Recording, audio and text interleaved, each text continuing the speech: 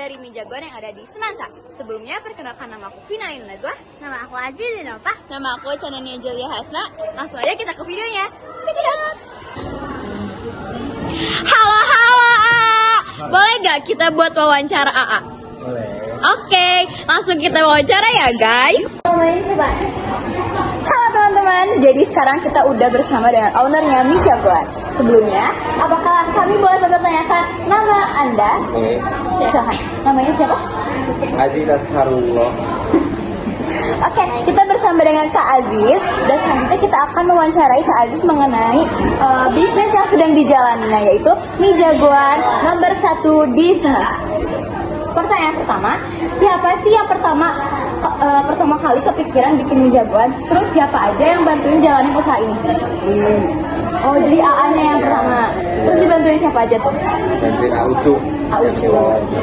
Terus satu lagi siapa namanya? Rizal. Rizal. Itu gimana caranya bisa gabung? Teman-teman saya. Kenapa bisa kepikiran sih gitu? Ya karena saya muda. Saya itu ingin melawan diri saya. Oh iya. Ya, jadi saya berjualan gitu. Agak keras sedikit kita. Ya berjualan sehingga saya mendapatkan penghasilan. Intinya saya pengen cari penghasilan dengan cara berjualan. Oke, baik. Untuk selanjutnya, apa sih tujuan awal buka usaha Mi Jagoan? Kendala paling susah apa? Dan inovasi apa yang bikin usaha ini beda dari Mi lainnya? Tujuannya itu yang pertama ya karena mungkin kita sama-sama pengangguran ya. Maksudnya waktu itu kebetulan tujuan kita buka di kantin itu karena gini, karena rata-rata pelaku UMKM di luar itu kan target marketnya itu kan anak sekolah. Nah, saya itu berpikiran ya kenapa nggak di sekolahnya aja. Nah, sehingga kita buka di Semansa karena yakin Semansa itu potensinya baik. Kemudian kendalanya apa? Kendalanya mungkin di masalah waktu ya, karena ketika pembelian itu kan serentak di jam istirahat, maka yang pembeli itu banyak sehingga kita harus bisa nge-manage waktu dengan cara apa? Pelayanan yang cepat gitu. Terus yang ketiga tadi apa? Yang ketiga itu inovasi. Ya, inovasi yang berbeda dari yang lain itu kita mungkin sudah kelihatan daripada anak-anak atau daripada konsumen mungkin kita itu salah satu penjual yang paling muda ya, maksudnya. Sehingga jadi kita tuh emang sefrekuensi karena sama-sama Gen Z mungkin ya gitu. Dan ingin membalut makanan kekinian di kantin gitu, itu sih intinya. Untuk pertanyaan selanjutnya akan ditanyakan oleh Chandania. Pertanyaan selanjutnya itu, kapan sih dimulainya dirintis usaha ini? Nah, perjalanannya sampai sekarang gimana? Ada cerita jatuh bangunnya nggak sih? Perjalanan ini tuh dimulai dari tahun 2024 bulan Februari. Nah, kalau untuk sampai sekarang sih alhamdulillah ya, kalau jatuh bangun pasti ada aja.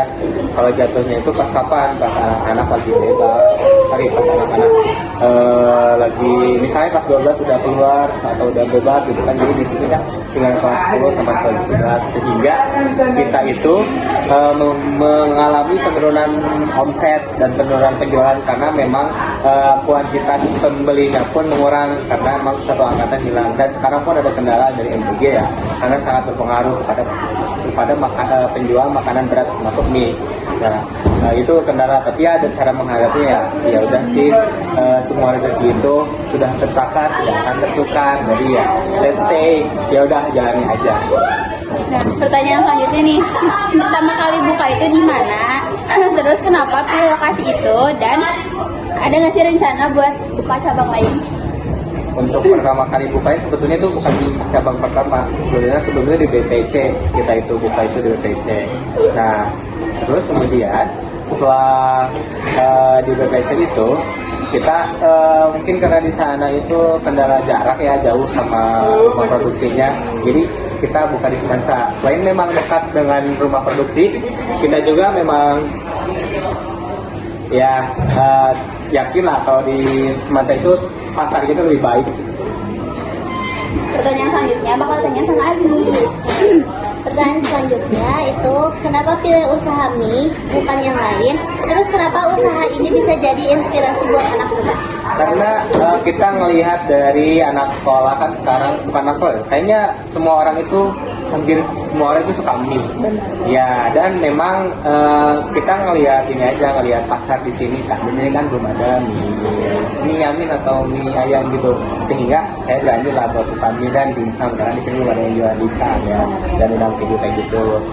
Ya, tadi apa? Terus bisa jadi inspirasi buat anak muda. Kenapa? Iya, bisa jadi inspirasi anak muda karena apa? Baru ya, baru Iya, muncul. baru muncul dan memang kita itu ada sesuai dengan jagoan ya. Kita jago buat melawan gengsi. Woi, keren banget. Oke, untuk pertanyaan yang terakhir, gimana caranya Mie Jagoan bisa buka lapangan kerja, jaga kualitas produk, dan tetap bisa bikin pelanggan betah? Harapan kakak buat anak muda yang pengen mulai usaha ini. Caranya untuk membuka lowongan pekerjaan ya otomatis kita harus membuka lapangan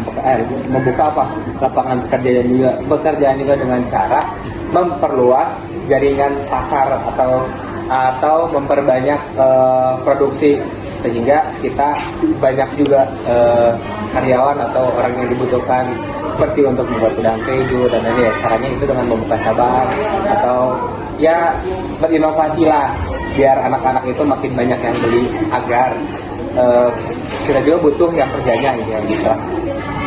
Harapan kakak buat anak muda yang pengen mulai usaha ini. Intinya jangan takut untuk memulai, jangan gengsi, jangan takut untuk dijudge, karena penjual itu tidak serendahan itu. Karena aku yakin di luar sana banyak yang yang ngecap kalau misalnya jualan itu rendah. Ya sebenarnya enggak. Karena orang kaya pun dimulai dari apa? Dari berjuang. Keren banget.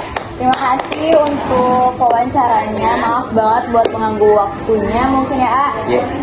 Makanya makasih banyak. Dan terima kasih sudah menginspirasi semua anak muda. Begitu teman-teman. Jadi itulah wawancara singkat dari kami untuk CEO atau owner dari Mie Jagoan. Terima kasih ya, A. Assalamualaikum warahmatullahi wabarakatuh.